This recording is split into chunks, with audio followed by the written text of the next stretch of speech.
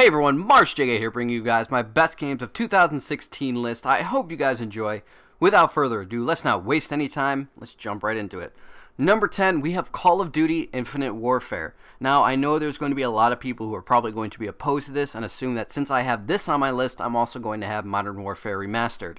No, I do not have that on my list. I'm sorry to disappoint you, but I have no warm places in my heart for that game 9 years ago, with its rise of its toxic player base who heavily abused the broken mechanics of its multiplayer like the spawn system and hit detection, which soon spread throughout the entire community like an infection, to an effect that can still be seen to this day. And it sure as hell isn't going to leave fond memories now, as I'm still seeing that, and I've seen more quickscopers and spawn campers in my first 4 hours of playing this game than I have in the hundreds of hours I played in Black Ops 2. Now that we got that out of the way, let's jump into why Infinite Warfare is on this list and why I enjoyed it so much. I didn't put this game on this list for the multiplayer. To be honest with you, I barely touched its multiplayer. I put this game on here for the sole reason that I loved its campaign. Anyone who knows me knows I love some good space battles. And when I first saw that there was going to be space battles in this game in the trailers, I was praying that it wouldn't be the same stupid on-rails vehicle section we've seen time and time again from this franchise.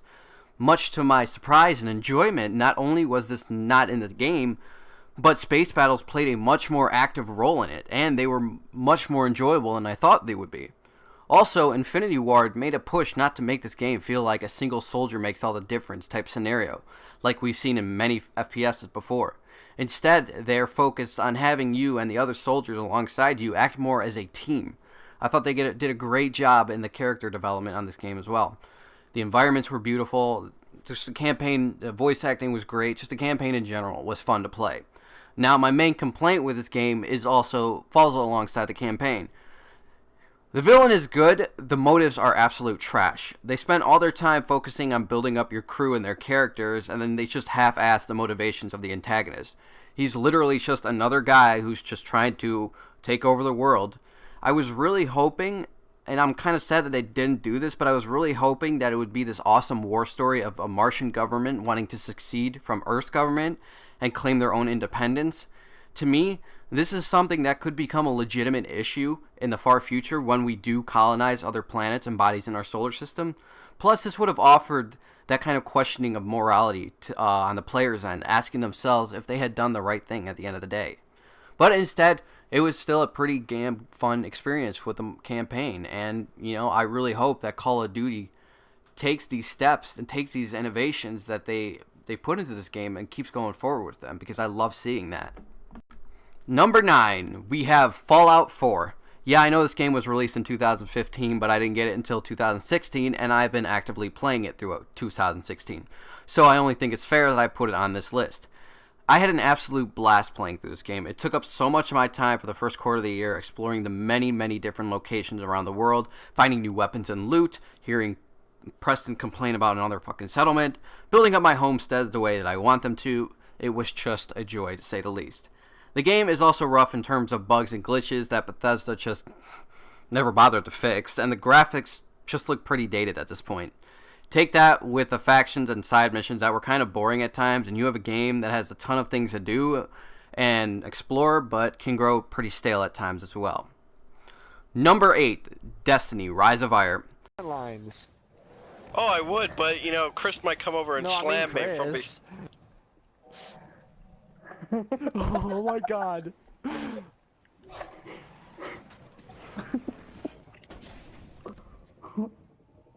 Oh my god. The hell? Chris.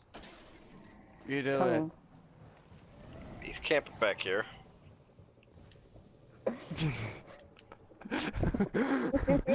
Yes! Freaking Transformers! I just turn around and see you two. Hold Power up. Rangers! I'm always getting top. Go, Power Rangers! Mighty Morphin Power Rangers! Oh my god, this is just like... No! It's a big warning. Oh my god. I died on the inside. I'm not even going to lie, this game is on here only for necessity. The expansion offered me the best experience in terms of online communities and meeting new people and friends. The Taken King expansion offered this a little bit, but nowhere near the level of Rise of Iron.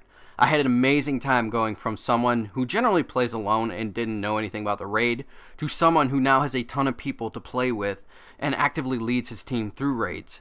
The time and experiences we shared were some of the best moments of 2016 and the most memorable, and I hope that Destiny continues with that. Number 7, Final Fantasy 15. A late contender on the list, but definitely one I couldn't ignore. It has great combat, beautiful environments to explore, awesome characters to interact with, tons of interesting side missions and secret dungeons. If this game had the story that really flushed out its world and the characters within it, so that there wasn't so many plot holes, this probably would be the best game of 2016. But alas, it has some pretty damn high highs, but some pretty low lows. Number 6, Pokemon Omega Ruby and Alpha Sapphire. Just like Fallout 4, this game didn't come out in 2016. It actually came out in 2014. And I didn't really get a chance to play it until 2016 when I finally got a Nintendo 3DS. But what awaited me was an awesome remake that added all the new mechanics of Pokemon X and Y and even included new Mega Evolutions, which I absolutely loved. But the main reason this title is on the list is because Game Freak didn't half-ass it. While the story in itself follows the same story arc as Ruby and Sapphire made in 2002, there are a bunch of new story elements and characters. Plus, they even included the Delta episode, which is a brand new story altogether after you beat the game. And let me tell you, Delta episode is probably one of the most interesting and unique things I've seen from Game Freak in terms of adding new context to the lore of their universe they've created. I love the story of the Delta episode, and I love the characters. In all, it probably would have been the best Pokemon game of this year, if not for... Number 5, Pokemon Sun and Moon. I know what you're thinking. 2 Pokemon games? What the fuck, Mars? This is a game that I have not yet finished yet, and I actually haven't gotten very far into. And it's not that I don't like it. Don't get me wrong, it wouldn't be on the list if I didn't like it. It's just because I can't seem to find the time to really dedicate to just absorbing everything this game has to offer. Generally, with these kind of games, that could take months. So I try to space time out a little bit here and there for it. But what I have played with it and what I've seen that it offers is something that I absolutely love. There are so many new subtle mechanics that fit perfectly into the series. Being able to see what Pokemon you face before are weak to during battle. Not having to carry around Pokemon that only serve as HM slaves anymore. Having the option to either send a newly captured Pokemon to the PC or keep them in your party. All of these things just made for much better experience while playing Pokemon. With that and so many other new things going on for this game, it just felt like a breath of fresh air in the series that is always expanding. Number 4, Overwatch. A lot of other YouTubers on the internet put this game as being the greatest game of 2016, and I don't blame them in the slightest. It is an incredibly addicting and fun game that has a vast variety of different characters and playstyles to choose from. I had a blast playing this game, and I wish more of my friends actually played it so that I had a reason to jump back into it. This game also has a strange thing going on with it in terms of its backstory. Like everything in the game, like the characters and the environments, all have a pretty deep lore behind it, but the game itself doesn't seem to follow its own lore at all. There are some comments made here and there, but for the most part, it has nothing to do with the game it's how canon it is to the actual story. Number 3, World of Final Fantasy. A game that got seriously overshadowed by the hype for Final Fantasy 15, but also a game I seriously would recommend to fans of the Final Fantasy series in general, especially those who enjoy the turn-based battle systems or just JRPGs in general. This fun game has an interesting story that keeps you invested throughout the entire game, creative worlds and environments, charming characters which includes many popular Final Fantasy characters, a nice chunk of endgame content including great side missions called interventions, which are these cute little stories about some of the various characters in the game that you meet. A battle system that offers tons and tons of variety, and it even has multiplayer. Yeah. This game doesn't take itself in the slightest bit seriously, and the dialogue can come across as corny as hell. Sometimes, especially with it being full of puns and quips. That being said, this game knows exactly what it is, which is being both a parody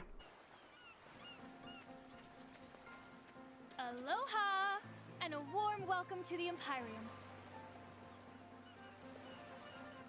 Oh, I am now loving this weather. It makes me just want to laugh out loud. no idea how to react to that. And a love letter to the Final Fantasy series. Ever since Final Fantasy XIII came out, I've always wanted to see Lightning and Final Fantasy VII's Cloud interact with each other in some way. And this game did just that. One of the best games of the year, and if you haven't tried it out yet, give it a shot. You might absolutely fall in love with it like I did. Number 2, Uncharted 4. It was awesome playing through the Nathan Drake collection before I jumped into this game, and I'm glad I did because it gave the story that much more depth to this already fantastic story. It has incredible characters who you truly felt for, and a voice acting that was top tier. Take that and put it into a game with insanely beautiful environments, tons of collectibles and hidden secrets to discover, and a multiplayer that is actually pretty damn fun, and what you have is one of the best games of 2016, and a fantastic closure to one of video games' greatest adventurers. But I'm still hoping the series isn't over yet. And finally, for my number 1 pick of the year, it goes to Dark Souls 3.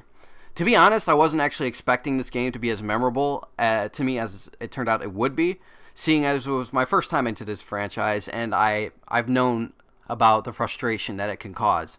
I'm not very good with frustration, so I had some worries. But I had so much fun playing through this game from start to finish, even if I sucked at it. It was a blast seeing these overly powerful bosses and fighting them over and over and over again, trying to plan out some strategy to beat them, only to get knocked on my ass and have to start all over again. And when I finally did beat them, the feeling of triumph was beautiful. The world was beautifully detailed and impressive, and the enemies were creepy and frustrating as shit. But they were frustrating in a way that it was fair, if that makes sense.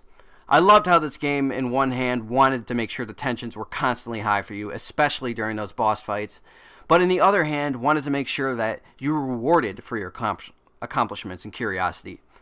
If this game didn't have that for me, there's no way in hell I would have ever dedicated as much time into it as I did. But seeing as it did, and it did so in such an impressive way, it goes down as a game I consider to be my favorite game of 2016.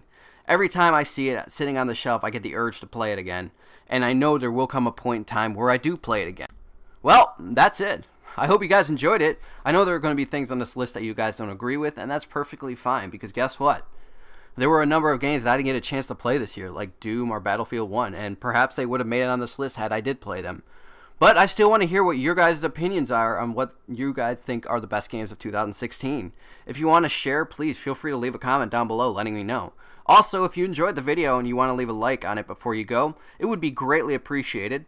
If you want to see more of these videos or just want to join the team, feel free to subscribe, and I will see you all on the next one. Mars out.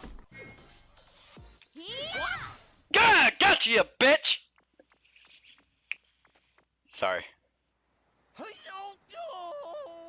Got you, little cactus motherfucker. You killed him!